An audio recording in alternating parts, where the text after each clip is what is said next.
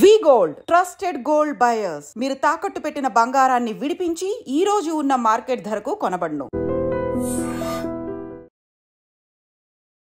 నమస్కారం, welcome to I dream. ధర్మ మార్గం విత్ విజిత కార్యక్రమానికి స్వాగతం.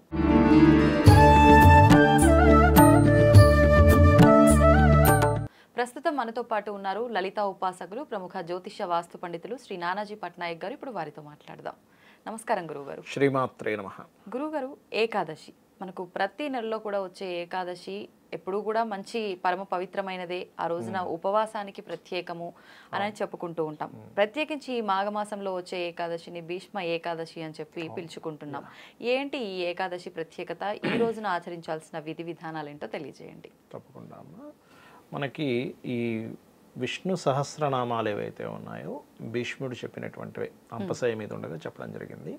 భీష్మ ఏకాదశి నాడు భీష్ముడికి తర్పణాలు వదులుతారు, భీష్ముడిని ఆ రోజు తలుచుకుంటారు. అయితే మనం భీష్ముడి ద్వారా మనం నేర్చుకోవాల్సినవి చాలా ఉన్నాయి. ఇప్పుడు రామాయణ మహాభారతాల ద్వారా ఒక్కొక్క క్యారెక్టర్ ద్వారా మనం ఒకటి నేర్చుకోవాలి. ఫస్ట్ ఆఫ్ ఆల్ ఏంటంటే మనం నేర్చుకోవాల్సింది అష్టవసువుల్లో ఒకరు భీష్ముడు. అలాంటి అష్టవసువులు మనకి వసువులు, దేవతలు, యక్షులు, గంధర్వులు ఇలా ఉంటారు.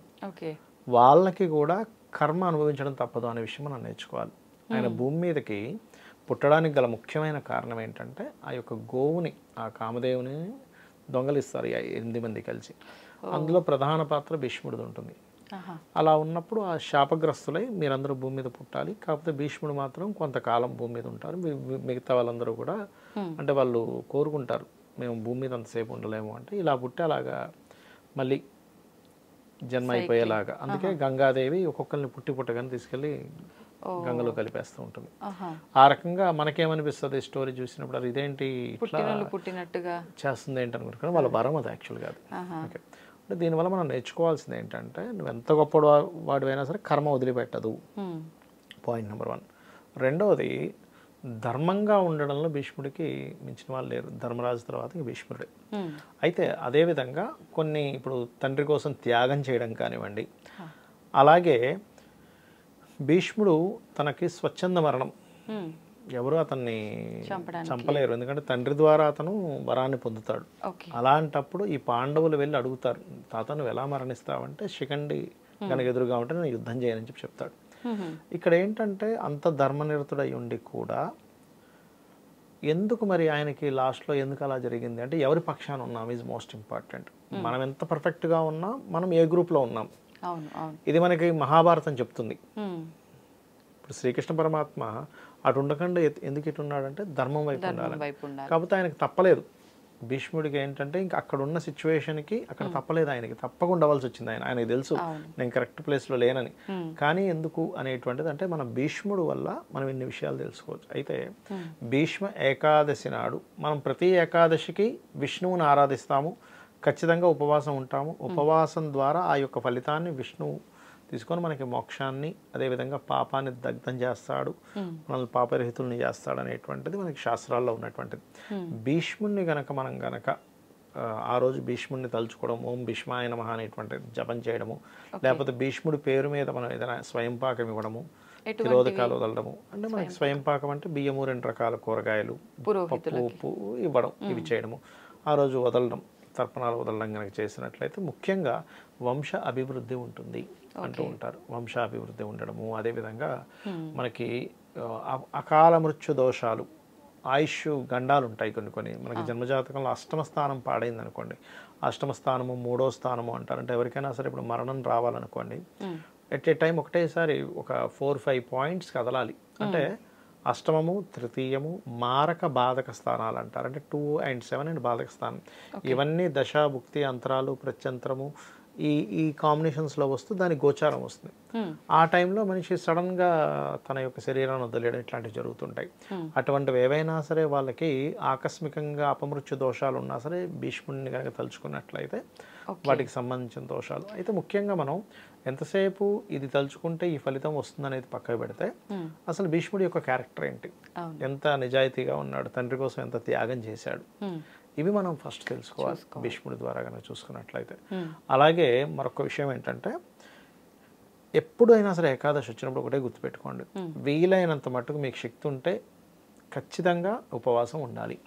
అంటే ఎంతసేపు ఉండగలిగితే అంతసేపు ఉండి తర్వాత శాస్త్రంలో చెప్పినటువంటిది 8 యామములు. ఒక యామం 3 గంటలు, 8 3 24 గంటలు శాస్త్రంలో చెప్పారు.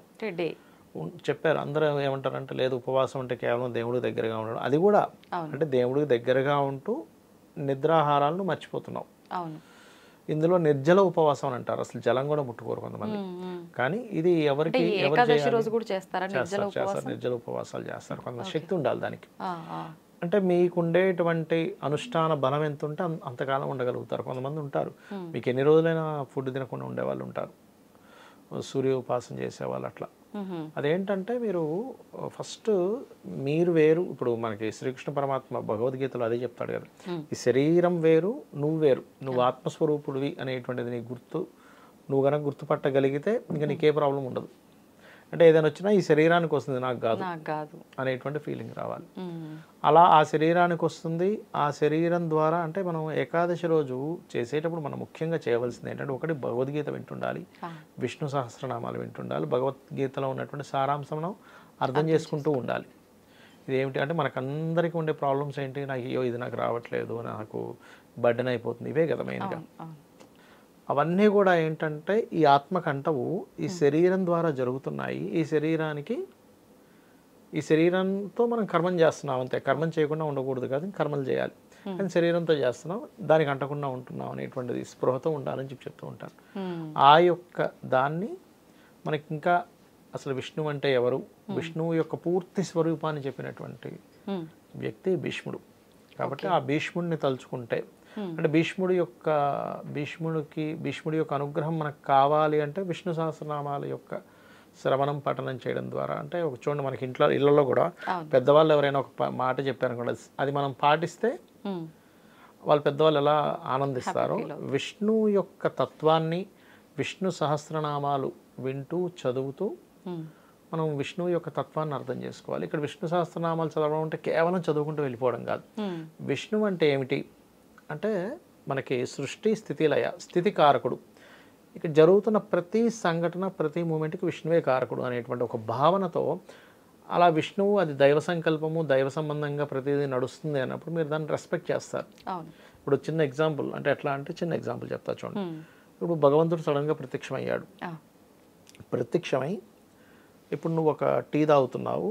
ఆ టీ తాగడం ఏదైతే ఉందో ఆ మంట వేడిగా రావడానికి కానీ, అది బాయిల్ అవ్వడానికి కానీ, ఆ టీ పండడానికి వీటన్నిటికీ నేనే కారకుండా అని స్పష్టంగా చెప్పి ఇది నీకు రావడానికి కూడా నేనే కారకుండా అన్నప్పుడు మీరు దాన్ని ఎట్లా చూస్తారు? ఆ టీని చాలా పవిత్రంగా, చాలా వాల్యుబుల్గా చూస్తారు. కానీ యాక్చువల్గా నిజంగా జరిగేది అదే. టీ దగ్గర నుంచి ప్రతిదీ కదలడానికి విష్ణు కారకుడు, ఆయన సృష్టి. ఇది నేను చేస్తున్నాను అంటే నిజంగా అది.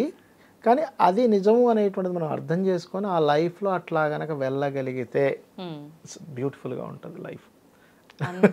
జ్ఞానం రావాలి అని అంటే అది ఒక రోజుకి రాదు, ఎవరికి ఒక రోజుకి రాదు.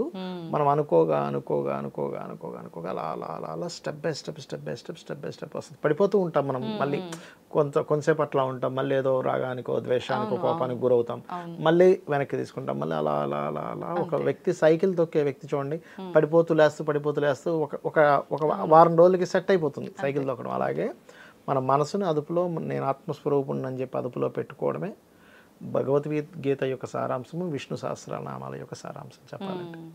సో వీటిలో జ్ఞానాన్ని అంతా కూడా ఆ రోజున మనం బుర్రలోకి ఎక్కించుకోవడానికి ప్రయత్నం చేయాలి. ఒక్క రోజులో ఎక్కించుకోలేమండి, ఎవ్రీ సెకండ్ పోరాటం జ్ఞానం వైపు అడుగు వేయడం అనేది.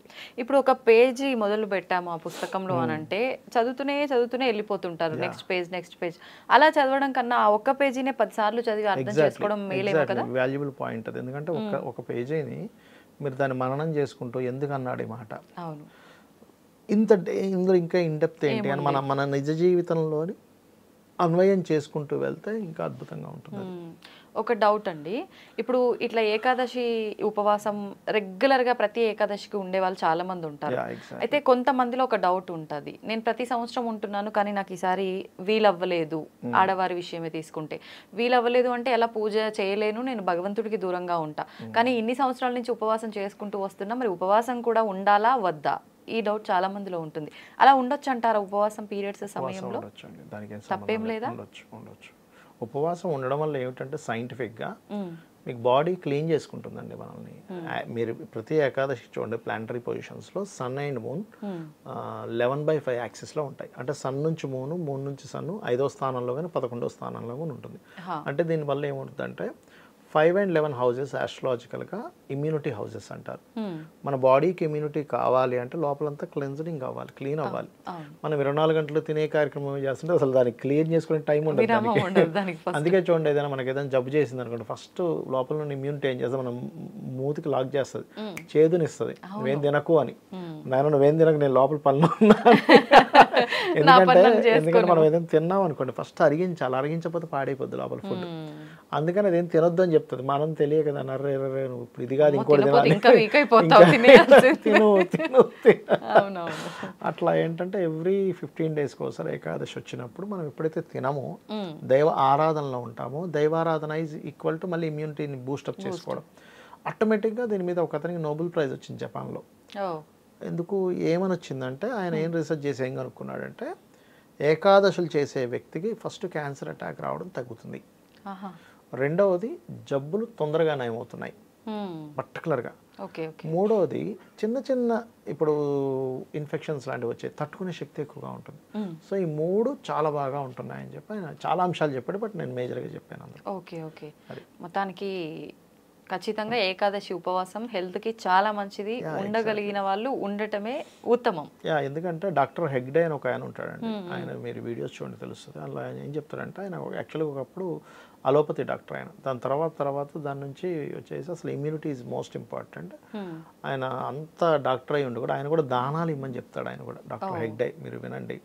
అండ్ అట్లాగే మనం ఏంటంటే డాక్టర్ హెగ్డే గారు చెప్పేది ఏంటంటే మీ ఇమ్యూనిటీ ఈవెన్ మీకు హార్ట్లో హోల్ అయినా కూడా మీరు నా ఇమ్యూనిటీ బలంగా ఉందని బలంగా పెంచుకోగలిగితే హార్ట్ హోల్ కూడా మీకు క్లియర్ అయిపోద్దని చెప్తాడు ఆయన.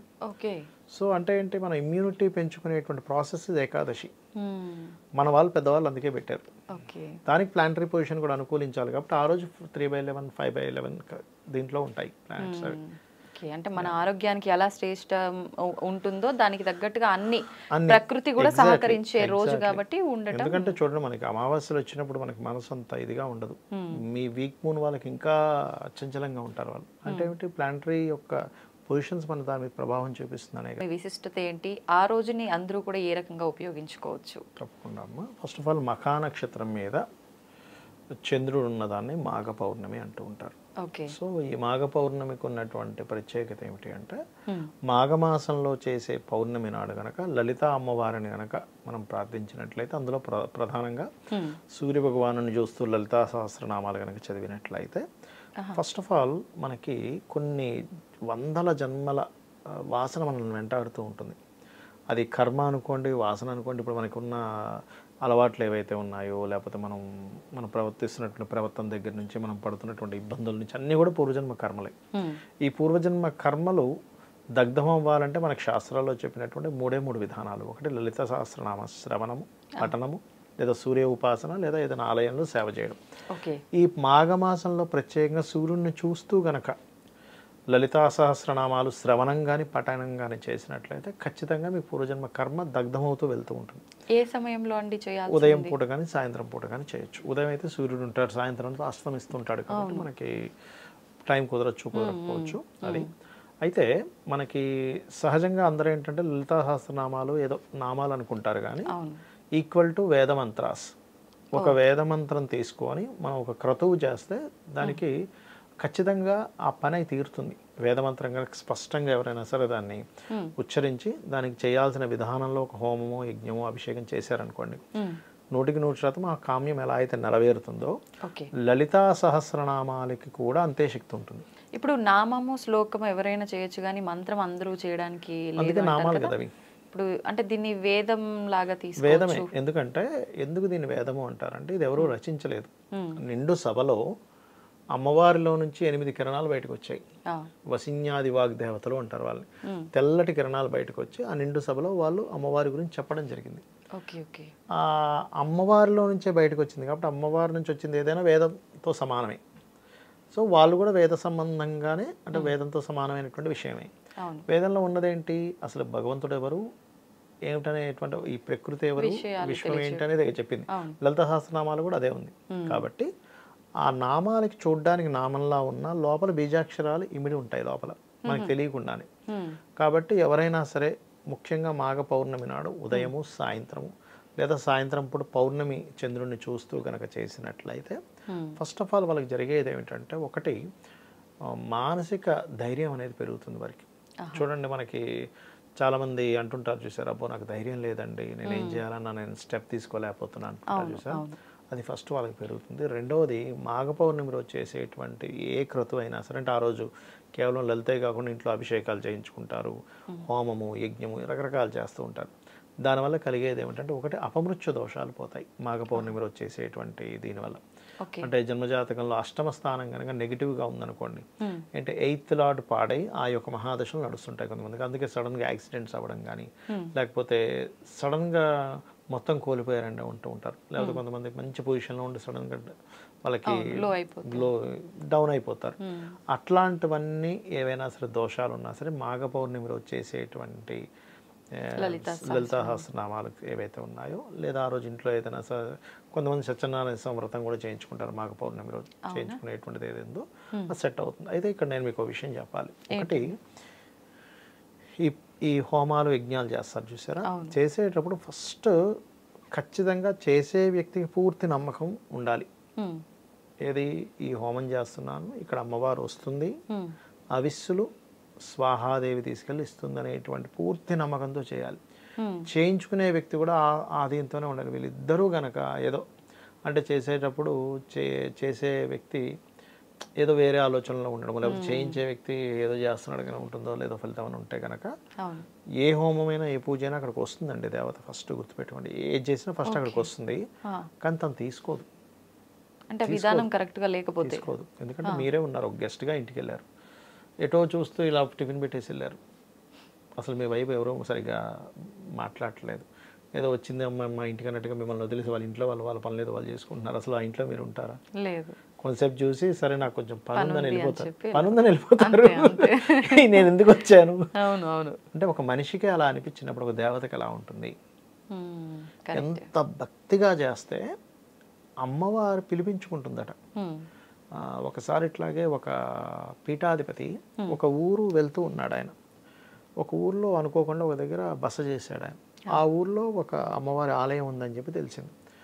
అయితే ఆ ఊర్లో చెప్పారు, స్వామి మాకు ఊరి చివరి అక్కడ ఒకటి ఉంది, అంటే కొంచెం దూరం అక్కడ నుంచి, మీరు వచ్చి కొంచెం చేస్తారంటే, అయ్యో నాకు కొంచెం సమయం లేదండి, రేపు పొద్దున్నే వెళ్ళిపోవాలి, కుదరదు అన్నాడు ఆయన.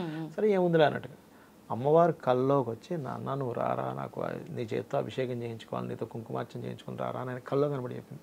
వెంటనే పొద్దునే పరిగెట్టాడు. అంటే ఏమిటి, భక్తి శ్రద్ధతో ఎవరైతే చేస్తారో ఆవిడ చేయించుకుంటుంది. Okay okay. ఎందుకు చేయించుకుంటుందండి అంటే, అట్లాంటి వాళ్ళు చెయ్యడం వల్ల ప్రకృతికి మంచిది. అక్కడ ఉండేటువంటి ఇప్పుడు ఆయన దగ్గరికి కలవడానికి ఎవరు వస్తారు, వాళ్ళలో ఎనర్జీ పెరుగుతుంది, ప్రకృతి మంచిదని చెప్పి అమ్మవారు చేయించుకుంటుంది, మనం చేయడం కాదు. అంటుంటారు చూసారా, మనం ఒక్కోసారి ఏదైనా టెంపుల్కి ఆవిడ పిలిపించుకుందండి, నేను ఎక్కడ వెళ్ళగలను, ఆవిడ పిలిపించుకుంది, మనం వెళ్ళలేమంటుంటారు చూసారా. అట్లా ఏంటంటే వాళ్ళు చేయించుకునే అంత గొప్పగా మనం చేయగలగాలి. అంతేగాని ఏదో అబ్బా ఇప్పుడు ఇంత పూజ ఖర్చు అయింది 10,000 ఉంటే ఇంకేం జరుగును ఇట్లా ఆలోచిస్తే కాదు. చాలా మంది లెక్కలు కడుతూ ఉంటారు భగవంతుడికి పెట్టినవి కూడా. ఏంటంటే మీరు దేనికైనా లెక్క కట్టండి, కానీ పుణ్యక్షేత్రాలకి భగవంతుడికి చేసేటువంటి పూజా సంబంధించిన విషయంలోని ఉండిలో వేసేటువంటి ధనం గురించి లెక్క కట్టకూడదు. ఆ సమయం మెయిన్గా ఇచ్చే టైము, మీరు ఏమి తీసుకెళ్ళకపోయినా మనిషి గతించిన తర్వాత మీకు వచ్చేది ఈ పుణ్యమే. ఒకడికి మంచి చేసింది, దేవతారాధన చేసుకునేది, అనుష్ఠానం చేసుకునేది, ఒక జపం చేసింది మీ వెనకాతలు వస్తుంది. ఏది వెనకాతలు ఎన్ని కోట్లు సంపాదించండి అసలు రూపాయి కూడా వెనక్కి రాదు, మీ వెనకాతలు ఏంటి ఉండిపోతుంది. కాబట్టి ఇప్పుడు ఇంట్లో భార్య భర్తలు ఇద్దరు ఉన్నప్పుడు ఒకరికి నచ్చుతుంది పూజలు ఇవన్నీ చేయడం, ఒకరికి నచ్చదు. ఒక భార్య చేస్తున్నప్పుడు భర్త అవసరమా, ఎందుకు అనవసరంగా డబ్బులు ఖర్చు పెడుతున్నావు, ఇలా మాట్లాడుతూ ఉంటారు. ప్రతిసారి పుణ్యక్షేత్రాలు అంటావు, పూజలు అంటావు, ఎంతో అంత డబ్బులన్నీ ఇలా చేస్తున్నావు అని చెప్పి. అప్పుడు అంటే తనైతే ఇష్ట ప్రకారమే చేసింది, కానీ తనకు ఇష్టం లేకుండా ఇలా అన్నప్పుడు ఆ ఫలితం అది నిజంగా పూజా ఫలితం ఉంటుందంటారు ఆ కుటుంబానికి? చేసే వాళ్ళు గనక ఇప్పుడు ఉదాహరణకి భార్య ఒప్పుకోవట్లేదు, భర్త ఒప్పుకోవట్లేదు, ఇద్దరులో ఒకరు సమ్ టైమ్స్ కొన్ని ఇళ్లలో ఉంటాయి, అందరిలో కాదు, ఇద్దరు కలిసి చేస్తే ఇంకా అది ఇంకా అదృష్టం. మనం అలా ఉన్నప్పుడు ఏమవుతుందంటే కొంతమంది ఇక్కడ లెవెల్స్ ఉంటాయి. ఏదో ఒక మాటను వదిలేసే వాళ్ళు ఉంటారు, ఖచ్చితంగా నువ్వు ఎట్లా పోతావు చూస్తాను ఆపే వాళ్ళు ఉంటారు. అలా గనక ఆపితే అది మహాపాపం. అది అక్కడితో కాకుండా అది వంశాల మీదకి వెళ్తూ ఉంటుంది దాని ప్రభావం. ఎందుకంటే దైవతా సంబంధించిన కైంకర్యం కోసం వెళ్తుంది, వేరేం వేస్టేజ్ చేయట్లేదు కదా డబ్బులు. వెళ్తున్నప్పుడు ఆపకూడదు. సరే నీకు లేవు డబ్బులు అంటే, ఉన్న డబ్బులన్నీ అప్పులు ఉన్నాయి, ఇప్పుడున్న అప్పుల్లో మళ్ళీ ఇప్పుడు ఇది అవసరం అంటే దట్ ఈస్ డిఫరెంట్ థింగ్. ఇంట్లోనే చేసుకుందాంలే, అది వేరు, అక్కడ భగవంతుడు అర్థం చేసుకుంటాడు. కానీ ఇట్లా మాత్రం అస్సలు ఆపకూడదు, అది అన్నిటికంటే మహాపాపం. ఎందుకంటే ఈ శరీరం ఉన్నటువంటిదే, మానవ శరీరం దుర్లభం అంటారు. అంటే మళ్ళీ మళ్ళీ జన్మలు ఎత్తాలంటే మనకి రావచ్చు రాకపోవచ్చు. ఇప్పుడే మనం ఈ జ్ఞానంతోనే ఇప్పుడున్నటువంటి దీంతో మనం చేయగలిగితే ఇది వంశానికి అభివృద్ధి వెళ్తుంది. మీ కంటికి కనబడకపోవచ్చు, ఇప్పుడు ఏముందో ఏదో టెంపుల్కి వెళ్ళి వచ్చాం, ఏదేదో హోమం చేసుకుని వచ్చింది, ఏం వెంటనే ఏమీ ప్రత్యక్షం లేదనిపించవచ్చు. కానీ మనకు తెలియకుండా, అంటే కొంతమంది చూడండి చాలా పూజలు హోమాలు యజ్ఞాలు చేస్తుంటారు, రిజల్ట్ ఏం కనిపించట్లేదు అంటారు. కానీ యాక్చువల్గా రిజల్ట్ అనేది రెండు రకాలుగా ఉంటుంది. ఒకటి, వాళ్ళకి ఏదైనా కొద్ది రోజుల్లో మంచి కనబడుతుంది, కొంతమంది కనబడలేదంటే దాని అర్థం ఏంటంటే ఏదో పెద్ద ప్రమాదం రావాల్సింది ఆగిపోయింది. ఆగిపోయింది ఎట్లా అంటే, నేను ఒక చిన్న ఎగ్జాంపుల్ చెప్తాను చూడండి. ఒకసారి ఇట్లాగే నాకు క్లయింట్ మాట్లాడుతూ ఉంటే, స్వామి మేము మొన్న ఒక హోమం చేయించుకున్నాము, మాకేమీ రిజల్ట్ ఏమీ అనిపించలేదండి మాకేమీ అంటే, నేను ఒక మాట అడిగా, అమ్మ మీరు ఎప్పుడు చేయించుకున్నారంటే 2 months అవుతుంది అని. ఆ 2 monthsలో మీకు ఏదైనా ప్రమాదం, ఇంకేముంది అసలు పెద్ద ప్రమాదం తప్పిందా అని అడిగా. అడిగితే ఏమీ లేదని మళ్ళీ ఒక్కసారి ఆలోచించి, వాళ్ళిద్దరూ భార్యాభర్త ఆలోచించుకునే ఉన్నారు. టౌన్ స్వామి కరెక్టే, కారులో వెళ్తున్నాము, కొంచెం అయితే లారీ కిందకి వెళ్ళిపోయేది మా కారు, అనుకోకుండా ఎందుకో అది మాకు ఒక మాయలాగా కమ్మి టక్కని ఇటు తిప్పేసింది మా వారు. అది ఎట్లా అంటే చీకటి, కంప్లీట్ చీకటి. ఆ చీకట్లో మాకు అక్కడ లారీ ఆపిందని కూడా మాకు అర్థం కాలే. కానీ అది అనుకోకుండా ఆయన అదేదో మరి ఆయనకు కూడా నేను తిప్పుతా, ఆయన తర్వాత ఆగిన తర్వాత అన్నాడు, అసలు నేను ఎట్లా తిప్పాను నాకే అర్థం కాలేదు అన్నాడు. అన్నప్పుడు నేను, అమ్మ మీరు ఏదైతే చేశారో ఆ పుణ్యం ఆ రూపంలో కాపాడింది. మనం ఏంటంటే ఏదో మిరాకిల్ జరగాలనుకుంటాం, కానీ అది మిస్ అవ్వడం కూడా పెద్ద మిరాకిలే నిజంగానే. ఇప్పుడు దాని కిందకి వెళ్ళిపోయి సెకండ్స్ కదా, మనము అట్లాంటివి మనం అనుకోము. ఇట్లాగే ఇంకోటి కూడా జరిగింది, అదేంటంటే ఒకసారి ఇట్లాగే, ఇది జరిగి చాలా సంవత్సరాలైంది, వాళ్ళు ఇట్లాగే సేమ్, ఏమిటోనండి మేము చేసామంటే పెద్ద అనారోగ్యం ఏదో మిస్ అయింది అమ్మ ఒకసారి ఆలోచించండి అంటే, అప్పుడు ఆవిడ చెప్తుంది వాళ్ళ హస్బెండ్కి ఒక కణిక వచ్చింది ఇక్కడ. ఆ డాక్టర్ నర్స్ ఏం చేసింది, సడన్గా టక్కన కట్ చేసి తీసి పడేసింది. యాక్చువల్గా అది క్యాన్సర్కి సంబంధించింది, అది ఇంకా పెరగాల్సింది, ఆవిడ ఏదో లక్కీగా తీసి పడేసింది. అది ఉన్న కొద్దీ క్యాన్సర్గా మారే అవకాశం. ఆ సెకండ్లో ఆ నర్సుకి అది తీసేయాలనేటువంటి జ్ఞానాన్ని ఇచ్చింది ఎవరు? ఈ సెకండ్లో ఈ వ్యక్తికి స్టీరింగ్ ఇటు తిప్పాలనేటువంటి జ్ఞానాన్ని ఇచ్చింది ఎవరంటే భగవంతుడు. ఆ పరమాత్మ లీలలు ఎలా ఉంటాయంటే, ఒక్కోసారి మిరాకిల్స్గా మీకు డబ్బులు కలిసి రావచ్చు, ఒక్కోసారి ప్రమాదం నుంచి బయటపడవచ్చు. మన అంచనా వేయలేము ఆయన లీలల్ని. కానీ ప్రతి ఒక్కరు ఇదే భ్రమలో ఉంటారు, అరే ఏం చేసినా ఎన్ని పూజలు చేసినా మాకేమీ మంచిగా అనిపించట్లేదు, ఉన్న దగ్గరే ఉన్నాము, ఇంకా అప్పుల్లో కూరుకుపోతున్నా, వృద్ధి లేదు అంటే ఈ ఒక్క ఆలోచనలోనే ఉంటారు. ఇంతసేపు ఫైనాన్షియల్ గ్రోత్ విషయంలోనే ఆలోచిస్తారు తప్ప ఇటువంటి వాటి గురించి చాలా తక్కువగా ఆలోచిస్తారు. సంకష్టహర చతుర్థి, ఈ మాఘమాసంలో వచ్చే సంకష్టహర చతుర్థిని ఏ రకంగా జరుపుకోవాలి? మామూలుగా సంకష్టహర చతుర్థి అనగానే కొంతమంది ఏ రోజుకి ఆ రోజు అంటే వాళ్ళకు చేయాలి అనిపిస్తే చేసుకోవడము, తర్వాత నార్మల్గా ఉండడము. కొంతమంది ప్రతి నెల వచ్చేది ఆచరించి కొన్ని నెలలు అని సంకల్పం చేసుకొని వ్రతంలాగా ఆచరించే వాళ్ళు ఉంటారు. నిజంగా అసలు ఎలా చేసుకోవాలి సంకష్టహర చతుర్థి విధానాన్ని? తప్పకుండా అమ్మ. ఫస్ట్ ఆఫ్ ఆల్ ఏంటంటే, సంకష్టములను హరించేవాడు, కష్టము హరించేవాడు. అవునండి. మొట్టమొదటిగా ఏంటంటే, గణపతిని ఆరాధిస్తే కలిగేటువంటిది ఏమిటంటే ఆనందము, నవ్వునిచ్చే దేవత అట, మనకి ఆనందం కలిగించే దేవత. అందుకే ఎందుకంటే ఆయన నవ్వు నుంచి పుట్టినవాడు. ఓ కామేశ్వర ముఖాలోక కల్పిత శ్రీ గణేశ్వర, అమ్మవారు అయ్యవారి ముఖంలోంచి వాళ్ళిద్దరు నవ్వు నుంచి పుట్టినవాడు ఆయన. అందుకని మనకు నవ్వునే ఇస్తాడు, దేని నుంచి పుడితే అదే ఇస్తుంది కదా. ఓకే ఓకే, ఇప్పుడు ఆ పిండి చేసి ఇదంతా అది వేరు. అది ఇప్పుడు అంతకంటే ముందు కూడా గణపతి ఉన్నాడు.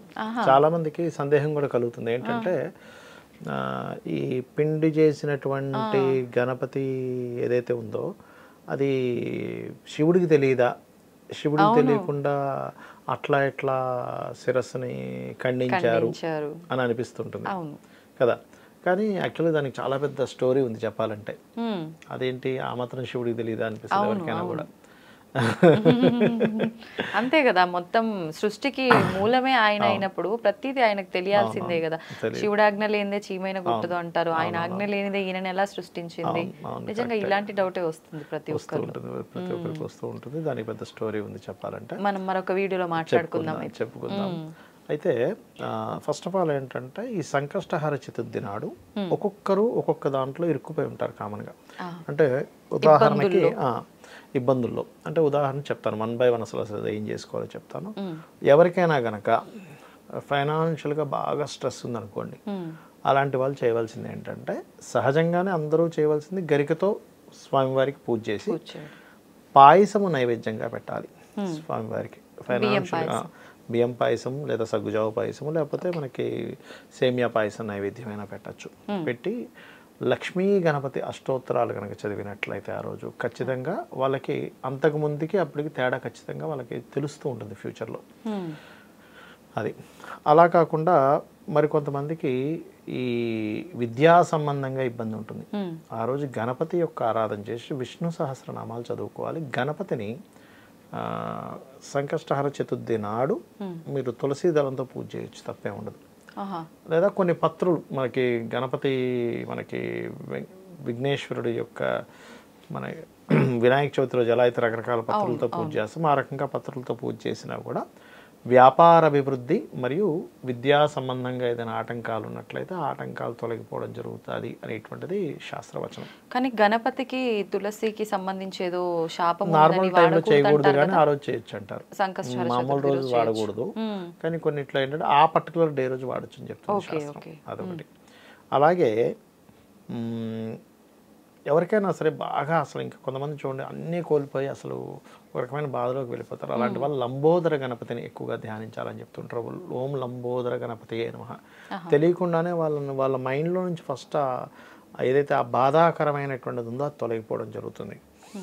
మరి ఎవరికైనా వివాహం అవ్వట్లేదు, ఎన్ని సంబంధాలు చూసినా సరే మాకు ఆగిపోతుందండి అనుకునేటువంటి వారు చేయవలసింది ఏమిటంటే శుక్రకేతు గ్రహాల దగ్గర దీపారాధన చేసి గణపతికి పసుపు గంధం ముందు బాగా గంధము పసుపు ఈ రెండింటిని తీసుకొని గంధాన్ని బాగా అరగబామి నీళ్ళల్లో వేసి అందులో కొంత గ్రాసం వేసి గరిక వేసి, గ్రాసం కాదు గరిక వేసి, గ్రాసమేమో గోగు పెట్టాలి, గరికనేమో ఆ చెంబులో వేసి ఆ గరిక ఉన్నటువంటి నీటితో గణపతికి తర్పణం చేయాలి. తర్పణ ప్రియుడు గణపతి చిన్న అంటే ఆయన ముందరనా ఆయన మీదే అంటే అది అభిషేకం కిందకి వస్తుందా? పసుపు కొమ్ముని గణపతి అనుకొని కూడా చేయొచ్చు. పసుపు కొమ్ముని గణపతిగా భావించి దాన్ని ఆవాహనం చేసి చేయొచ్చు. చేస్తే కూడా వాళ్ళకి ఏమవుతుందంటే ఈ ఏదైతే దోషం ఉందో అందులో కొన్ని తెల్ల పుష్పాలు వేస్తే ఇంకా మంచిది. గంధము పసుపు కలిపిన నీరు, తెల్ల పుష్పాలు, గరిక ఒక చెంబులో తీసుకుని ఆ వాటర్తో కనుక గణపతి మంత్రం చదువుతూ చేసినట్లయితే ఏదైతే ఆటంకం కలుగుతుంది. ఇది మళ్ళీ ఇంకెప్పుడు చేసుకోవచ్చు అంటే శుక్రవారాలు ఈ ప్రక్రియ కనుక పాటించినట్లయితే, అంటే తిథితో సంబంధం లేకుండా ప్రతి శుక్రవారం పాటించినట్లయితే వీళ్ళకి ఆటంకం ఏదైతే కలుగుతుందో వివాహ విషయంలో అది తొలగడం జరుగుతుంది. అలాగే ఎవరికైనా ఈ సంకష్టహర చతుర్థి నాడు ఎవరికైనా కనుక ఇప్పుడు జాబ్ సంబంధించిన ఇబ్బందులు ఉన్నాయనుకోండి, బెల్లముతో చేసినటువంటి పదార్థాన్ని స్వామివారికి నైవేద్యంగా పెట్టి గణపతి పూజ కనుక చేసుకున్నట్లయితే 100% వాళ్ళకి ఆ దోషం అనేది తగ్గుతుంది. బెల్లము గ్రాసము గోగు పెట్టేటప్పుడు తినిపించినట్లయితే కూడా దోషం పోతుంది. ఇవి పర్టికులర్గా ఈ గణపతికి ఈ చతుర్దశి లేదా చతుర్థి నాడు చేసినట్లయితే ఖచ్చితంగా ఈ రకమైనటువంటి ఫలితాలు పొందుతారు. ఒకటేంటంటే ఈ యొక్క కలియుగంలో చండీ వినాయకుడు అంటే చండీ మరియు గణపతి తొందరగా ప్రసన్నం అవుతారంట. మీరు ఇప్పుడు ఎలా అయితే సూర్య భగవానుడితో కనుక ఎదురుగా నిలబడి మనం డైలీ ఏదో ఒక మాట్లాడడం మొదలు పెడితే అక్కడ నుంచి ఆన్సర్స్ ఎట్లా వస్తాయో గణపతి కూడా మాట్లాడతాడమ్మా. గణపతి మాట్లాడతారు. అంటే ఇప్పుడు ఈ విధానాలన్నీ కరెక్ట్ గా ఆచరించి ఆయనకు సేవ చేసుకునే వాళ్ళకి ఖచ్చితంగా ఉంటుంది. అంటే దేవతాశక్తి అంటే వేరే ఏం లేదు, మన కంటికి కనబడకుండా మన సెన్స్కి కొంచెం ఉపాసన చేస్తే కానీ సెన్స్కి అది అందదు. ఖచ్చితంగా వాళ్ళు మాట్లాడడం కానీ, మీరు ఏదైనా ఒక సబ్జెక్ట్ గురించి మాట్లాడితే వాళ్ళు డిస్కస్ కూడా చేస్తారు మీతో. ఉపాసన కనుక చేస్తే అమ్మవారు కావచ్చు, గణపతి కావచ్చు, ఎవరైనా కూడా అంటే మనకు మాటల రూపంలో వినిపిస్తుందా లేదంటే ముందే ఇలా ఉపాసన చేయగా చేయగా చేయగా వినిపిస్తుంది, కనిపిస్తుంది కూడా దేవత. అదేం పెద్ద మీకు ఎందుకు, మీకు దేవీ భాగవతంలో అయితే యుద్ధమే చేస్తుంది భక్తుల దగ్గరికి వచ్చి. ఆ పెళ్ళై వివాహమే వెళ్తూ ఉంటాడు, ఆ రాజులందరూ అడ్డుపడితే ఆవిడ యుద్ధం చేస్తుంది. అందులో ఒకడు ఎంత అజ్ఞానంలో ఉంటాడంటే, మీరు పులికి భయపడతారా పైన స్త్రీకి భయపడతారా, యుద్ధం చేయండి అంటాడు. అంటే అమ్మవారు అనేటువంటి స్పృహ కూడా కోల్పోతాడు, మర్చిపోతాడు. అలాంటిది అమ్మవారు యుద్ధం చేస్తుంది, ఆయుధాలు ఇస్తుంది భక్తుడికి. ఎందుకు శివాజీ మహారాజు ఖడ్గం ఎవరు ఇచ్చారు మరి? దుర్గాదేవి కదా. మరి ఎక్కడి నుంచి ఇచ్చారు మరి? అంటే కనబడి అప్పట్లో జరిగినాయి కానీ ఇప్పుడు సాధ్యమా అని. సాధ్యమే, ఎందుకు సాధ్యం కాదు అనుకుంటున్నారు? ఫస్ట్ ఆఫ్ ఆల్ ఏంటంటే, మనం అందరము కూడా ఎక్కడున్నామంటే ఏదో శిల రూపంలో ఉన్నాడు, ఏదో టెంపుల్కి వెళ్ళొస్తున్నాం, పూజ చేసుకుంటున్నాం. అంతేగాని మనము నిజంగా దేవత అక్కడ వస్తుంది అనేటువంటి దాన్ని మనం మర్చిపోతున్నాం. ఎలాంటి ఈవెన్ ప్రసాదం పెట్టేటప్పుడు కూడా ఇంట్లో 4 4 రళ్ళు 8 రడ్లను పెడుతున్నాం, కానీ అక్కడ ఉన్నది 4 అనే విషయం మనం మర్చిపోతున్నాం. పార్వతి పరమేశ్వరుడు, గణపతి, స్కందుడు, వాళ్ళ 4 పెడుతున్నాం. 4 2 8 అనుకోవట్లేదు, ఇందులో 4 ఉన్నాం, మనం తత్వం మనం తింటాం కదా, 4 2 8 అనుకుంటున్నాం. నిజంగా వాళ్ళకి పెడుతున్నాము, వాళ్ళకి పెట్టిన తర్వాత దాన్ని ప్రసాదంగా తీసుకోవాలనేది మనం మర్చిపోతున్నాం. అక్కడ ఏమవుతుంది, నువ్వు ఎప్పుడైతే మన ఇంట్లో 4 ఉన్నాం 4 2 8 అని పెడితే ఆయన అసలు తీసుకోడు, మీకోసం పెట్టుకున్నారు అనమాట అనుకుంటా. అంటే ఆయనకే పెడుతున్నాం కానీ మళ్ళీ ఆయనకు నివేదన చేసిన తర్వాత మనిషికి 1 2 రావాలని అంచనా వేయడంలో తప్పే. మీరు వెళ్ళారు, మీరు ఒక లడ్డూలు మీ ముందు ఏదో పెట్టి, మీరు ఏమైనా తినకపోతే మేము తిందాం అనుకుంటున్నామండి అంటే అసలు అయ్యో పర్లేదు తినండి అంటావు. అంటే అసలు మీకు తినబుద్ధి వస్తుందా? అంతే కదా. అట్లాగే దేవతకి ప్రేమతో ఇస్తున్నాం. ఓకే, దేవతకి ప్రేమతో ఇచ్చి నిజంగా అట్లా భగవంతుడికి ఏదో మన తృప్తి కోసం నివేదన చేస్తున్నాం కానీ ఆయన అలా స్వీకరిస్తాడు అసలు? అయ్యో ఎందుకు స్వీకరించడమ్మా, ఆయన దృష్టి చేత చూస్తాడు. ఆయన చూస్తే స్వీకరించినట్టే. దానికి ఒక ప్రత్యేకమైనటువంటి ఒక శక్తి వస్తుంది చూడడం వల్ల. ఆటోమేటిక్గా మనం స్వీకరించడం వల్ల మనం శారీరకంగా చేసిన కొన్ని ఏవైతే తప్పిదాలు ఉంటాయో అవి తొలగిపోతాయి మనం అది తీసుకోవడం వల్ల. ప్రసాదం కూడా చాలా మంది ఇంత తీసుకుంటారు కానీ అసలు మలంగా మారకూడదట ప్రసాదం, ఇంతే తీసుకోమని చెప్తుంది శాస్త్రం. మనం తిరుపతికి వెళ్ళి లడ్డూలు తెచ్చుకొని కొంతమంది బ్రేక్ఫాస్ట్ తినే వాళ్ళు కూడా ఉన్నారు. పులిహోర పొట్లాలు టిఫిన్ తినేస్తుంటారు కానీ మలంగా మారకుండా ఉండకుండా ఇంతే తినాలి అని చెప్పి. గురువుగారు, మాఘమాసం ప్రారంభం అయిపోయింది. మాఘమాసం అనగానే ప్రతి ఒక్కరికి గుర్తొచ్చేది వివాహాలు, శుభకార్యాలు ఎక్కువగా జరుగుతుంటాయి అని చెప్పి మనకు సినిమాల్లో కూడా దానికి సంబంధించిన పాట రూపంలో కూడా మాఘమాసంలో పెళ్లిళ్ళు అని అందరికీ. అయితే ఇప్పుడు మాఘమాసం మరి పెళ్లిళ్ళకి అంత ప్రత్యేకమైనది అన్నప్పుడు ఖచ్చితంగా ఆ ముహూర్తానికి బలం ఉండొచ్చు, ఆ మాసానికి బలం ఉండొచ్చు. ఎన్నో కొన్ని వేల మందికి ఈ మాసం అంతా వివాహాలు అవుతూ ఉంటాయి. మరి అయిన వాళ్ళంతా ఒకేలా ఉండాలి కదా, ఇది ఇంత ప్రత్యేకమైన మాసం, ఇంత పవిత్రమైన మాసం అయినప్పుడు. కానీ చాలా వరకు వివాహాలు ఫెయిల్ అవుతున్నాయి, చాలా మంది డివోర్స్ తీసుకోవాల్సి వస్తుంది. కొంతమంది మంచిగా కలిసి అన్యోన్యంగా ఉండటం చూస్తున్నాం, కొంతమంది కలిసి ఉన్నా ఎప్పటికీ చిరుబురులాడుకోవడం ఇలాంటివి చూస్తున్నాం. మరి ఈ ముహూర్తానికి బలం ఉంటే అందరూ ఒకేలా ఉండాలి, ఎందుకు ఉండలేకపోతున్నారు? ఇలాంటి సమస్యలన్నీ ఎందుకు వస్తున్నాయంటే ఏం చెప్తారు? తప్పకుండా అమ్మా, మీకు ఒక చిన్న ఎగ్జాంపుల్ చెప్తాను. అలాగే అండి. ఒక పరుగు పందెం ఉంది. పరుగు పందెంలో అందరూ ఫిట్గా ఉండే వ్యక్తులు కొంతమంది ఉంటే, జ్వరం వచ్చిన వ్యక్తి ఒక వ్యక్తి ఉన్నాడు అనుకోండి. అందులో జ్వరము లేకపోతే సంథింగ్ హెల్త్ సరిగ్గా లేకున్నాడు. ఆ వ్యక్తిని పరుగు పందెంలో పెడితే గెలవాలని రూల్ లేదు. వీక్గా ఉన్నాడు కాబట్టి పరిగెట్టలేక ఆగిపోతాడు. అదేంటండి పరుగు పందెం పెట్టాము, అక్కడ రోడ్డు నీట్గా ఉంది, జెండా ఊపేవాడు ఉన్నాడు, బెల్ కొట్టేవాడు ఉన్నాడు, విజిలేసేవాడు ఉన్నాడు, అందరూ ఉన్నాడు, ఎందుకు గెలవలేదు అందరూ అంటే పర్సనల్గా ఆ వ్యక్తి వీక్గా ఉన్నాడు. అలాగే ఒక ముహూర్తం అనేది ఉంటుంది, ముహూర్త బలం అనేది ఉంటుంది, ఉండదని కాదు. కానీ పర్సనల్ చార్ట్ ఏదైతే ఉందో పురుషుడికి శుక్రగ్రహం అనేది ఉంటుంది. అంటే స్త్రీ జీవిత భాగస్వామికి కారకురాలు శుక్రుడు పురుషుడి జాతకంలో.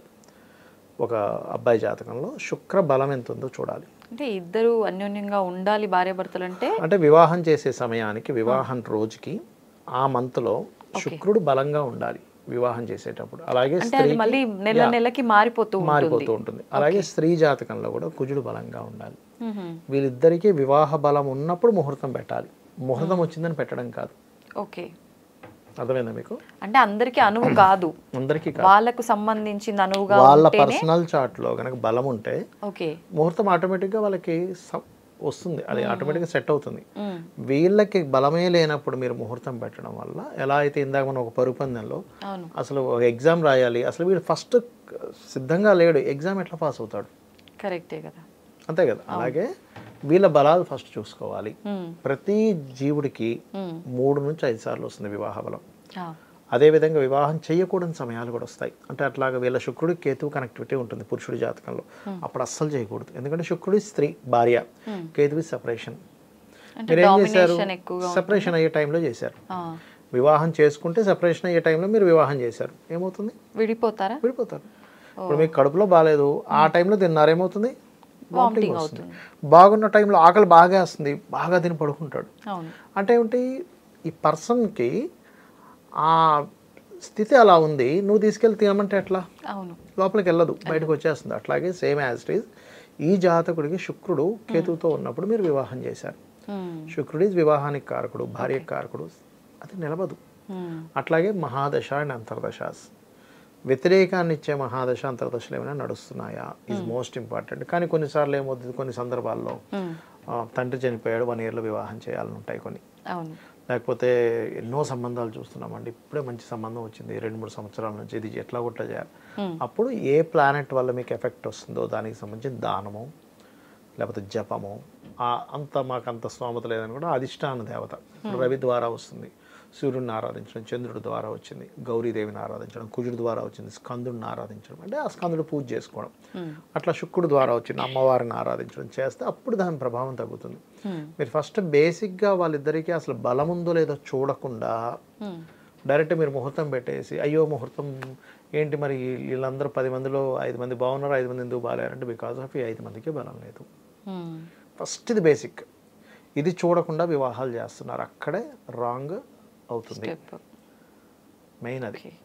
ఇప్పుడు పర్సనల్ లో చూడాలన్నారు, ఇప్పుడు ఈ జనరేషన్ వాళ్ళకైతే డేట్ ఆఫ్ బర్త్లు ప్రతి ఒక్కటి నోట్ చేసి పెడుతున్నారు కాబట్టి ఆ డీటెయిల్స్ ఉన్నాయి, అలా ఫాలో అవుతున్నారు. మరి ఇంతకు ముందు కాలంలో వాళ్ళ డేట్ ఆఫ్ బర్త్లు లేవు, ఏ రోజు పుట్టారో తెలియదు, ఏమీ తెలియదు, వాళ్ళ పేరుని బట్టి మాత్రమే చూసేవారు. కానీ ఇప్పుడు ప్రస్తుతం పేరుని బట్టి చూసేవి అంత కరెక్ట్ గా ఉండదు అని అంటారు కదా. మరి అప్పట్లో వాళ్ళు అలా చూసినా వాళ్ళ దాంపత్య జీవితం చాలా బాగుంది. చెప్తానండి, అప్పట్లో ఒక జీవిత భాగస్వామి వస్తే నాది అని ఫీలింగ్ ఉండేది. ఒకప్పుడు ఒక మనిషి 10 మంది కోసం బతికేవాడు, ఇప్పుడు వాళ్ళ కోసమే బతుకుతున్నాడు. ఎప్పుడైతే ఆ వ్యక్తి కోసమే బతుకుతాడో అసలు నాదే అనే ఫీలింగే లేదు, ఇంకెక్కడ ఉంటుంది? ఫస్ట్ అసలు ఆ స్థితే మారిపోయింది 30 ఏళ్ళగా. ఎంతసేపు నాది, నా శాలరీ నేనే ఖర్చు పెట్టుకుంటాను, నీకు ఇవ్వను, నాది నేనుగా చూసుకుంటాను. ఎప్పుడైతే అట్లా వెళ్ళిపోయిందో ఇంకా మీకు ఇంకెక్కడ బంధాలు? అసలు ఒక చిన్న భార్యాభర్త ఒకరి కళ్ళల్లో ఒకరు చూసి కనీసం ప్రేమగా నవ్వుకుంటున్నారా? అంత దాకెందుకమ్మా? అసలు ఆ టైం ఉంటుందా? ఉండట్లేదు. ఎంతసేపు సెటైర్ చేయడము, మీ అమ్మ నాన్న ఇట్లాగా, మా అమ్మ నాన్న ఇట్లాగా, నువ్వు అట్లా చేసావు ఇట్లా చేసావు అనడం, ఇవే తప్పితే అసలు ఒక ప్రేమగా ఒక ఫీల్, నా భార్య అనే ఫీలింగ్ భర్తకి ఉండాలి, నా భర్త అనేటువంటి ఫీలింగ్ భార్యకి ఉండాలి. అంటే నాది అనే ఫీలింగ్ ఉన్నప్పుడు, ఇప్పుడు ఒక పిల్లవాడు ఉంటాడు, చాలామంది ఏమంటారంటే అడ్జస్ట్ అవ్వాలి, అసలు అడ్జస్ట్ అనే వర్డే పెట్టకూడదు అంటారు. నేను అర్థం చేసుకోవాలి. ఇప్పుడు పిల్లవాడు ఉన్నాడమ్మా, తల్లికి పుట్టుతాడు ఒక పిల్లాడు, పిల్లడితో అడ్జస్ట్ అవుతుందా, అర్థం చేసుకుంటుందా? అర్థం చేసుకుంటుంది. ఒంటెలు పోసినారు పిల్లడికి తెలియదు కదా, ఒంటెలు పోసిన ఉండదు, లెటర్ని పోయినారు వీడికి తెలియదు కదా, ఈ వయసులో అనుకుంటుంది. పలికేది పలకమంటే సరిగా పలకపోతే ఏం కోపం తెచ్చుకుందాం, నేను చెప్పినట్టు పలకట్లేదు, సో నీకు నాకు ఇది లేదు, వాడికి రాదు కాబట్టి వాడికి నేర్పించాలనుకుంటుంది. అట్లాగే ఒక స్త్రీని పురుషుడు స్త్రీ వీళ్ళు పెరిగినటువంటి వాతావరణం వేరు. ఇప్పటికిప్పుడు నాకు అనుకూలంగా సేమ్ యాజ్ ఇట్ ఈజ్ సడన్గా రోబోలో తయారవ్వాలంటే అవ్వదు. అమ్మాయి కావచ్చు అబ్బాయి కావచ్చు, అలా అవ్వరు, సడన్గా ఏం అయిపోరు. ఇట్ టేక్స్ టైం, ఒక జర్నీ చేయాలి. అసలు వాళ్ళు ఏంటో అసలు వాళ్ళ పూర్తిగా తెలియదు. చాలా మందికి ఒక 20 ఏళ్ళు కాపురం చేశాక కూడా అసలు ఒకరి గురించి ఒకరికి ఏమీ తెలియదు, అసలు తెలుసుకునే ప్రయత్నం కూడా చేయట్లా. అసలు ఎందుకు తెలుసుకోవాలి? వాళ్ళ బతుకు వాళ్ళు బతకని, నా బతుకు నేను బతుకుతా. అసలు ఒకరి గురించి ఒకరు తెలుసుకోవడమే కదా లైఫ్ అంటే. నువ్వు పిల్లడి గురించి తెలుసుకోవట్లా, వాడికి ఏమి ఇష్టం, వాడికి ఇది ఇష్టం, వాడికి ఇష్టం లేదు, వాడు ఇట్లా ఉంటాడు అట్లా ఉంటాడు, నువ్వు తెలుసుకోవట్లా. చంటి పిల్లాడు గురించి తల్లి ఎట్లా తెలుసుకుంటుందో ఒక భార్య గురించి భర్త, భర్త గురించి భార్య తెలుసుకోగలగాలి. చిన్న చిన్నవే ఉంటాయి, చిన్న చిన్న ఇవి అడగగలుగుతుండాలి. ఎట్లా ఉంది ఏంటి, నువ్వు తిన్నావా లేదా, ఎవ్రీథింగ్ చెప్పగలుగుతుండాలి. ఆ చిన్న చిన్న మూమెంట్స్ నేను చాలా కేసెస్ మేము చూస్తుంటాం కదా. 25 years తర్వాత కూడా ఒక జంట విడిపోతుంటే నేను కొన్ని క్వశ్చన్స్ వేస్తుంటా. అంటే చాలా 25, 15 years తర్వాత విడిపోతుంటారు కొంతమంది. అడిగితే వాళ్ళు అన్నది ఒకటే, ఎందుకు రెహమాన్, ఏఆర్ రెహమాన్ భార్య ఎందుకు విడిపోయిందంటే 30 years నుంచి వెయిట్ చేస్తుంది ఆవిడ. ఎప్పుడు బిజీ బిజీ బిజీ బిజీ బయట తిరుగుతున్నాడు. ఏంటి అసలు ఎందుకు మీకు వివాహం చేసుకున్నాను అనే ఫీలింగ్ వచ్చింది. అలాగే కలిసి నాకు కూడా అసలు ఎప్పుడు వర్క్ అది ఇది ఇది అది ఇది ఒక 5 సంవత్సరాలు చూస్తారు, 2 సంవత్సరాలు చూస్తారు, సరే ఇప్పుడు బిజీగా ఉన్నాడు. లైఫ్ అంతా అదే ఉంటే ఎట్లా ఉంటుంది అంతే. ఫస్ట్ ఆఫ్ ఆల్ ఏంటంటే కనీసం కొంతసేపు టైం ఇవ్వగలగాలి. చాలామంది చేసే మిస్టేక్ ఏంటంటే అసలు టైం ఇవ్వరు, మాట్లాడరు. ఒకవేళ మాట్లాడినా కూడా ఎంతసేపు కంప్లైంట్ పాయింట్ ఆఫ్ వ్యూలో మాట్లాడతారు. ఏం మాట్లాడినా సరే నువ్వు ఆ తప్పు చేసావు, ఈ తప్పు చేసావు. అది టీచర్ అండ్ స్టూడెంట్ లా ఉంటుంది కానీ భార్యాభర్తల్లా ఉండట్లేదు. ఎంతసేపు ఏంటంటే ఒక మెచ్చుకోవడం, నువ్వు పొద్దున్న టిఫిన్ చేసావు చాలా బాగుంది, అదే క్యారేజ్లో పెట్టావు అది డిఫరెంట్గా వచ్చింది. నువ్వు ఎప్పుడు గుర్తిస్తున్నావు, ఒక వ్యక్తిని గుర్తించగలగాలి. ఫస్ట్ ఆఫ్ ఆల్ ఏంటంటే నువ్వు చేసే ప్రతి పనిని అప్రిషియేట్ చేయగలగాలి. ఒకరికొకరు చేసుకోవాలి, ఒకరే కాదు. 2 sides నుంచి ఎప్పుడైతే అప్రిషియేషన్ వస్తుందో దాన్ని నిలబడుతుంది. భార్యాభర్తల దాకా ఎందుకంటే 2 వ్యక్తులు పనిచేస్తున్నారు, కంప్లైంట్ చేసుకుంటూ వెళ్తూ ఉంటే ముందు కొనసాగలేం, ఏది కొనసాగదు. ఫస్ట్ ఈ కంప్లైంటింగ్ కాన్సెప్ట్ అసలు ఫస్ట్ మనం పక్కన పెట్టేసేయాలి. ఎంతసేపు ప్రతి వ్యక్తిలోని తప్పులు ఉంటాయి, అందరిలో ఉంటాయి. అందరూ బ్రహ్మలు కాదు, అపరబ్రహ్మలు కాదు, అన్ని కరెక్ట్ చేయడానికి ఏదో ఒక లోపం ఉంటుంది, ఏదో ఒక దోషం ఉంటుంది, ఒక మంచి కూడా ఉంటుంది. సో ఆ మంచి ఏమిటి, ప్రతి ఒక్కొక్కరిలో ఒక మంచి ఉంటుంది. వాళ్ళు ఒక్కొక్కరు మంచి డ్రెస్సింగ్ వేసుకుంటారు, కొంతమంది మంచి చక్కగా అలంకరణ చేసుకుంటారు, కొంతమంది చక్కటి ఫుడ్ వండుతారు, కొంతమంది బాగా రిసీవ్ చేసుకుంటారు, కొంతమంది చక్కగా మాట్లాడతారు, కొంతమంది ప్రతిదాన్ని ఎట్లా హ్యాండిల్ చేయాలో తెలుస్తుంది, కొంతమందికి ధైర్యం ఉంటుంది. ఆ ఒక పాజిటివ్ పాయింట్ పట్టుకోండి, మిగతా అందరికి అన్ని ఎట్లా ఉంటాయి, అసలు ఇంపాసిబుల్ అది. ఫస్ట్ ఆ కాన్సెప్ట్ మారాలంట. దాంతోపాటు ఈ ముహూర్తం అండ్ అట్లాగే ఫస్ట్ ఆఫ్ ఆల్ ఏమవుతుందంటే ఇందులో ఇంకొక పాయింట్, మెయిన్ పాయింట్ ఉంది.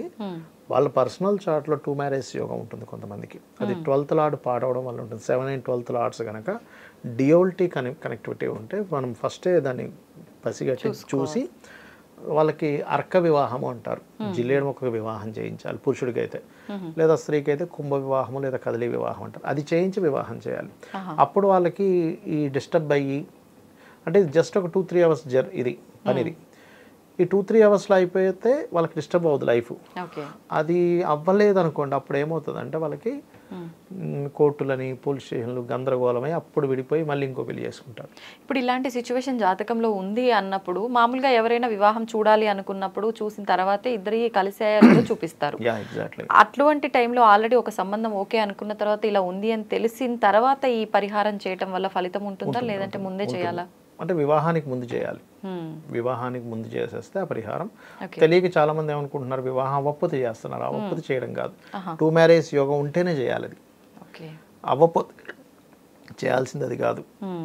వివాహ పాశుపతం అని ఉంటుంది వివాహం అవ్వడానికి. ఎందుకు ఉంటుంది అసలు ఇలా 2 marriages యోగం అనేది? 2 marriages యోగం అని ఉంటుంది. అంటే 7th lord and 12th lord ఈ ఇద్దరు కనుక డియోల్ కనెక్టివిటీస్ అంటారు. అంటే 7th లార్డ్ పాడై 12th లార్డ్కి డియోల్టీ వచ్చినప్పుడు 7th లార్డ్ 6th కనెక్టివిటీ లేదా 12th కనెక్టివిటీలో ఉంటూ వచ్చినప్పుడు ఏమవుతుందంటే ఫస్ట్ మ్యారేజ్ డిస్టర్బ్ అవుతుంది.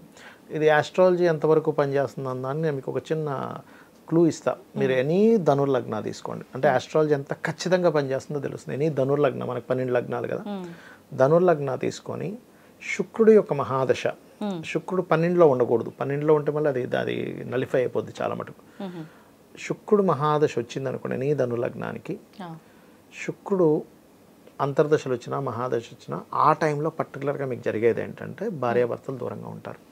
లేకపోతే డైరెక్ట్గా మహాదశే కనుక వచ్చింది, శుక్రుడు ఏకాదశంలో ఉన్నాడు, 11th houseలో ఉన్నాడు, ఖచ్చితంగా దూరం అయిపోతారు. మీరు 100% మీరు చూడొచ్చు. ఇది ఎక్కడో 1 కోటి జాతకాల్లో ఒక్కటే మిస్ అవుద్ది. ఎందుకు మిస్ అవుద్ది అంటే ఆ టైంలో వాళ్ళు భార్యాభర్తల్లో భార్య ఇక్కడ ఉంటే భర్త ఏదో విదేశాల్లో ఉండడం. అంటే వాళ్ళకు ఆ రూపంలో ఉండాలని nullify ఉన్నా అయిపోతుంది. ఒకరిపై ఒకరి ప్రేమ ఉన్నా దూరంగా ఉండాల్సిన సిచ్యువేషన్స్ వస్తాయి. సిచ్యువేషన్స్ వస్తాయి. ఓకే. వచ్చినప్పుడు అది ఆ రూపంలో ఆ దోషం పోతుంది. అది ఓకే. అట్లా మొత్తానికి మనం ముహూర్త బలం ఉంటుంది, కానీ వ్యక్తిగతం కూడా చాలా వరకు ఆధారపడి ఉంటుంది. వ్యక్తిగతం చూసుకోవాలి. ఇప్పుడు ఈ టు మ్యారేజ్ వ్యక్తిగతం యోగం ఉందో లేదో కూడా చూసుకోవాలి. ఈ వ్యక్తిగతం చూసినప్పుడు కూడా కలవలేదు అని చెప్పి వివాహము పేర్లు అప్పటికప్పుడు మార్చేసి ఇలా చేస్తూ ఉంటారు కదా, నిజంగా అది ఫలితం ఉంటుందంటారా? పేర్లు మార్చడానికి ఒక పద్ధతి ఉంది, బట్ పేరు మార్చినంత మాత్రం జాతకం మారదు. అది ఎట్లా అంటే చిన్న ఎగ్జాంపుల్ చెప్తా చూడండి. ఇప్పుడు మా సిస్టర్ ఉన్నారు. మా సిస్టర్ పేరు ఉమా, మా బావగారి పేరు శ్రీధర్. శ్రీధర్ ఉమా అంటే అక్క చెల్లెళ్ళు అవుతారని మా మా అత్తగారు వాళ్ళు ఏం చేశారంటే శ్రీదేవి అని మార్చారు. అంటే ఆ కోఆర్డినేషన్ అది దానికని, అంతేగాని అది జాతకం మారుతుందని కదా, అలా మార్చుకోవచ్చు. అంటే ఒకరి పేరు విష్ణుమూర్తిగా ఉన్నప్పుడు ఒకరి పేరు పార్వతీదేవిగా ఉండకూడదు. అది సిస్టర్ అండ్ బ్రదర్ రిలేషన్గా ఉంటుంది కాబట్టి శ్రీదేవి అని మార్చారు. ఇప్పుడు ఆ పేరు మారుస్తున్నప్పుడు కూడా మళ్ళీ వీళ్ళ పర్సనల్ జాతకం ఎక్కడా కూడా మిస్ మ్యాచ్ అవ్వకుండా ఉండేటట్టుగా ఉండే పేరే మార్చాల్సి అలా ఏం లేదు, వాళ్ళకి ఆ రిలేషన్ కరెక్ట్గా ఉండే పేరు మార్చాలి, అంతేగాని ఇక్కడ కంపల్సరీ పేరు మార్చాలని రూల్ లేదు. అక్కడ ఆ సందర్భంలో అలా వచ్చింది కాబట్టి భావించినప్పుడు మార్చొచ్చు, కానీ పేరు మార్చడం వల్ల జాతకం మాత్రం ఎక్కడా మారిపోదు. నక్షత్రం మారిపోతుంది అందుకే బాగుంటుంది, అదంతా ఉత్తమాటలు. వాళ్ళకి ఏదో జాతకం బాగుండి ఉంటుంది, లేదా పేరు మార్చినందుకు బాగుంటుంది అని అనుకుంటారు, అంతే. ఇప్పుడు ఇలా పేరు మార్చి వివాహం చేయడం వల్లనే అసలు ఫలితమే ఉండదు, అది అన్యోన్యంగా ఉండటానికి అసలు ఒక దారి అనేది ఉండదు. ఇటువంటి వారికి పుట్టిన సంతానంపై కూడా ఈ ప్రభావం పడుతుందంటారా? వీళ్ళిద్దరి పైనే ఉంటుందంటారా ప్రభావం? చెప్తానండి. వాళ్ళ పర్సనల్ చార్ట్లో కనుక సంతానం బాగుండే యోగం ఉంటే ఎవరు దాన్ని మార్చలేరు. అంటే భార్యాభర్తల జాతకాల్లో 5th హౌస్ బాగుంది, సంతాన స్థానం బాగుంది, అండ్ జూపిటర్ అండ్ సన్ బాగున్నారు, ఆటోమేటిక్గా వాళ్ళకి బాగుంటుంది.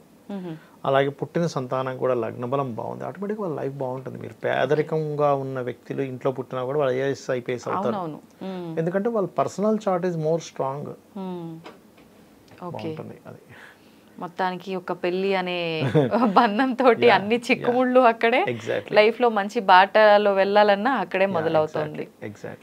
ధన్యవాదాలండి, చాలా మంచి విషయాలు తెలియజేశారు. నిజంగా చాలా చాలా డౌట్స్ ఉన్నాయి చాలా మందిలో దీనికి సంబంధించి. ఈ వీడియో చూస్తే కొద్దిలో కొద్దన్నా కూడా అపోహలు క్లియర్ అయిపోతాయి. నమస్తే అండి. శ్రీమాత్రే నమః.